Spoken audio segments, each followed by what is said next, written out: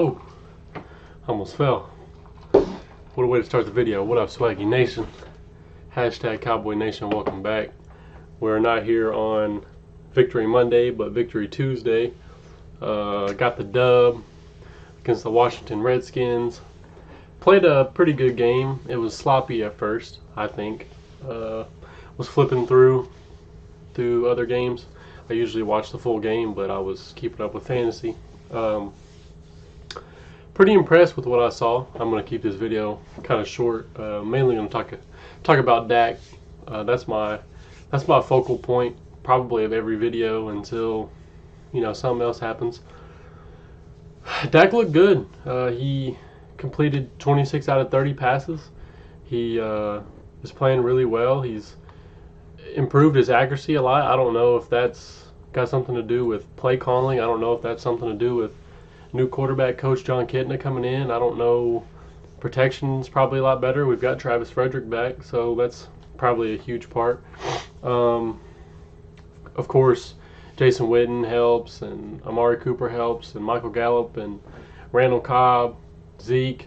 So the offense is loaded. And you can sit there and say that Dak's supposed to be doing all this stuff and he's got all these weapons, but if you surround, somebody like Tom Brady with a bunch of weapons, you praise just Tom Brady. So why we got to start doing that with Dak. Like I said before, I'm not gonna be one of those fans that sits here and says that we're Super Bowl bound, because I don't ever believe any of that until we get to the playoffs and we win a playoff game, or whatever, because it's the NFL. Anybody can lose and anybody can get beat. So I'm not gonna hang my hat on that yet.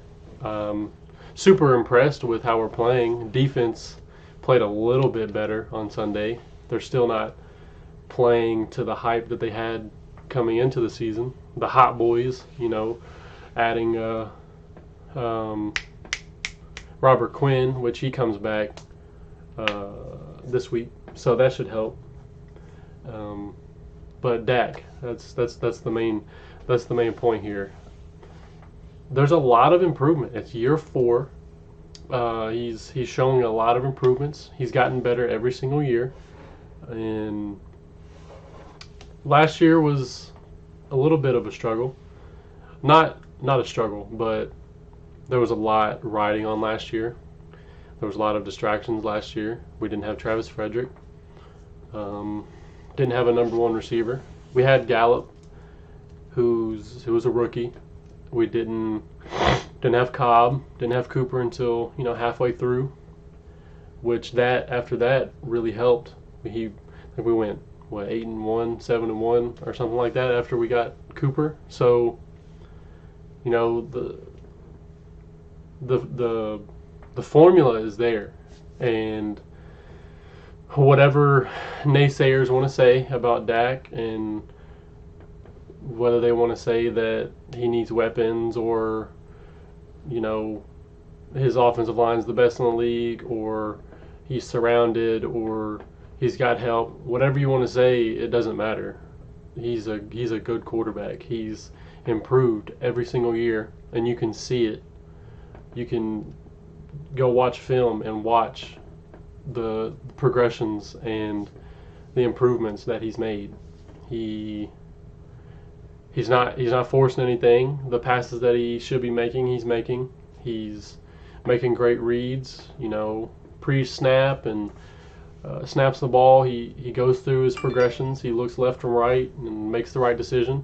Puts the ball where it needs to be, and it's shown. I don't want to speak anything and jinx anything and say this or that, and then turn around and he struggles or something, because that's my biggest thing with the media. Whether it be somebody struggling and they're talking mad crap about them, this is any team, and then if a team is doing really well and they've got a lot of hype, and then the media speaks on them, and then they fail, and then everybody talks crap about them. It's just like the Cleveland Browns, with all that hype that they have I mean, yeah, they blew out the Jets, but it's the Jets.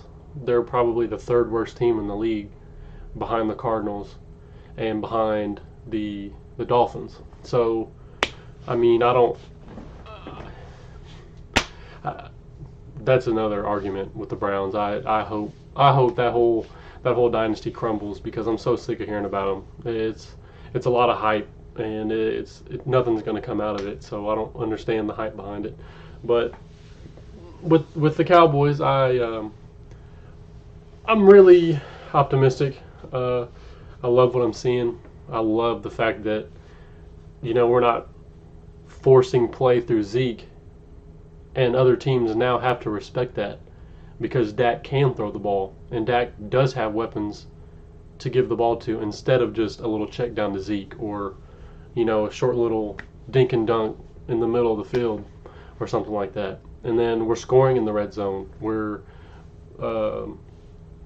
converting on third downs by passing the ball instead of lining up in a under shotgun bunch formation and running up the middle, which is predictable. So now it's the new play calling and the way that things are going.